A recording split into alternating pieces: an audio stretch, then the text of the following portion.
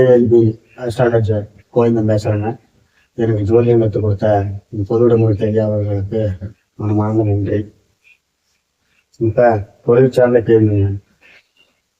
அப்பா தொழில அவனே செய்வான்னு என் அப்பா வந்து கேட்டாங்க, ஜாதகம் கூட கொடுத்து என் தொழில் என் பையன் செய்யலாமா, என்னால் முடியல வந்து பார்த்துக்கலாம் என் கூட இருந்து அப்படின்னு கேள்வி கேட்டாங்க.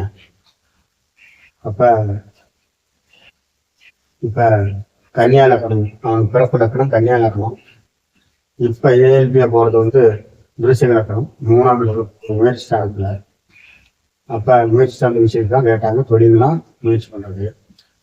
அப்போ 1க்கும் 6க்கும் உடைய செவ்வாய் பகவான் 6ஆம் இடத்துல இருக்கிறாரு. 6ஆம் இடம்னா என்ன, வேற வேலை, கடன் வம்பு வழக்கு, தீரக்கூடிய பிரச்சனை, தீர. இப்போ நட்சத்திராதிபதியாக போகிறது வந்து புதன் பகவான் 4ஆம் பாகம். அப்போ புதன் பகவான் எங்கே இருக்கிறாரு, புதன் பகவான் வந்து 9ஆம் இடத்துக்கு, லக்கணத்துக்கு 9ஆம் இடத்துல இருக்கிறாரு. அப்போ லக்கணாதிபதி நல்லா இருக்கிறாரா, நல்லா இருக்குது. அப்போ தந்தைக்கு வந்து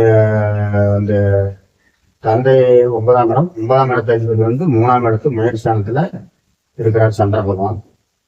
அப்போ பையன் வந்து பையனுக்கு 10ல் இருக்குது. அப்போ அப்பா தொழில் 10ஆம் இடம், பையனுக்கு 10ஆம் இடம் வர்றது வந்து அப்பாவை தொழில் செய்யலாம்.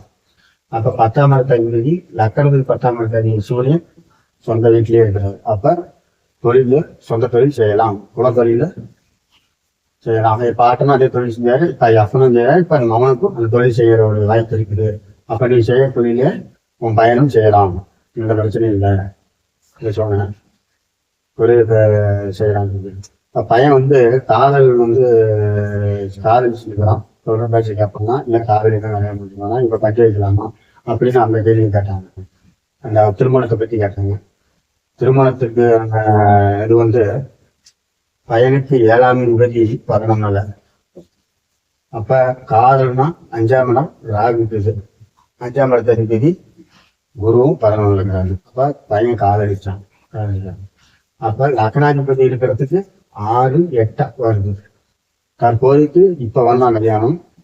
போன வருஷம் ரேவதி 3ஆம் பாகம் போகும்போதுன்னா நீங்கள் பண்ணியிருக்கலாம். இப்போ வந்து இந்த வருடம் திருமணம் வேண்டாம், இப்போ உன் தொழில் செய்யட்டும், அதுக்கப்புறம் பார்த்துக்கலாம். ஏஎல்பி லக்கணம் வேற, அடுத்து ஒரு தனுசு மாறினதோட அப்புறம் திருமணம் சார்ந்த பிரச்சனைக்கு என்னன்னு நம்ம கேட்டுக்கலாம்.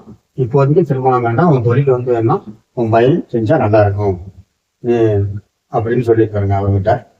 அவர் அதே மாதிரி சரி அடுத்த வருஷம் இதை ஏஎல்பி லக்கணம் மாறின உடனே அடுத்த வருஷம் வரேன்னா அடுத்த வருஷம் திருமணம் ஒரு வாய்ப்பு இருந்துச்சுன்னா பண்ணிக்கலாம் அப்படின்னு நான் சொல்லியிருக்காருங்க. அதே மாதிரி அவங்க வந்து வேலை பையனை வெளியில கூட்டிட்டு கிளம்பிட்டாங்க. அம்மா வந்து எதே மனவேதனையா இருக்குதுன்னு 1, 4, 1, 2, 3, 4. அம்மா வந்து 4ஆம் இடம். 4ஆம் இடம் யாரு, சனி பகவான். சனி பகவான் 9ஆம் இடம். 9ஆம் இடம்னா பார்க்கிங் ஸ்தானமா இருக்கிறதுனால ஒரு குழந்தை மாதிரி தான் என் அம்மா வந்து சாப்பிடும், படுக்கும், தூங்கும், இந்த மாதிரி சூழ்நிலை தான். ஏன்னா வீட்டு வேலை கூட இப்போ செய்யறதில்ல, என் அம்மா தான் சாப்பாடு செஞ்சு வச்சுருக்குது, எந்த வேலையும் செய்ய மாட்டேங்குது, குழந்தை மாதிரியே பேசாம படுத்த படுக்கையாக இருக்குது. எந்த ஒரு இது இந்த மாதிரி ஒரு மன இதாக இருக்குது அப்படின்னு சொன்னாங்க. ஆமாங்க, பாக்கியமாக இருக்குது, அதனால வந்து குழந்தை மாதிரி தான் அவங்களுடைய மனம் இருக்கும் அப்படின்னு. இப்போ பையனும் அப்பாவும், இப்போ அம்மாவும் அப்பாவும் கொஞ்சம் அந்த பையனை பெரிய இந்த ஜாதகரும் பையனும் பெரிய வேலைக்கு போயிடுறாங்க. அம்மாவும் சின்ன தம்பி, அவனோட தம்பியும் அம்மாவும் தான் ஒரு இடத்துல இருப்பாங்க வீட்டில், 9ஆம் இடம் அப்படின்னு சொல்லியிருக்கிற அப்பா வீட்டில் இருப்பாங்க. இப்போ அப்படித்தான் இருக்கும். அப்புறமா அந்த ஏஎல்பி லக்கணம்னா மாற போக அப்புறம் பார்த்துக்கலாம். அப்புறம் அம்மா வந்து சனம் குரு ஸ்தானம், குரு 10 அப்பயுமே அழுத்தமாக தான் இருக்கும், இன்னொரு 10 இருக்கும். அதுக்கப்புறம் தான் எப்படி இருக்குன்னு சொல்ல முடியும். இன்னும் அம்மா வந்து இந்த ஏஎல்பி லக்கணம் மாறினா கூட 10 வருஷம் அழுத்தமாக தான் இப்படியே தான் இருக்கும். 10 வருஷம் கழிச்சு தான் அதுக்கப்புறம் அவனுக்கு மகர லக்கணம் வரும்போது தான் அம்மாவை கொஞ்சம் ஒரு இது இருக்கும். அது வரைக்கும் கொஞ்சம் அப்படிதான் இருக்கு. இவனுடைய நேரத்தில் இன்னொரு ஜாதகம் தான், அதை கொண்டாடும் போது என்ன பார்த்துக்கலாம் வந்து. ஆனால் பையன் வந்து உன்னுடைய தொழில் நீ கூப்பிட்டு போவாங்க, நல்லா இருக்கும் இதை சொல்லிட்டேன். திருமணம் இப்போ வேணாம், அடுத்த வருஷமும் சொல்லியிருக்குது. பார்த்துங்க. இந்த மாதிரி ஏதாவது உங்களுக்கு வந்து ஜாதக சார்ந்த கேள்விக்கு வேணும்னா இந்த வாட்ஸ்அப் நம்பருக்கு உங்கள் ஜாதகத்தை அனுப்பி வச்சு நீங்கள் நேரடியாக ஃபோன் மூலியமாகவோ வாட்ஸ்அப் மூலியமாகவோ உங்களுடைய கேள்விக்கு பதிலாக கேட்டுக்கொள்ளலாம். நன்றி.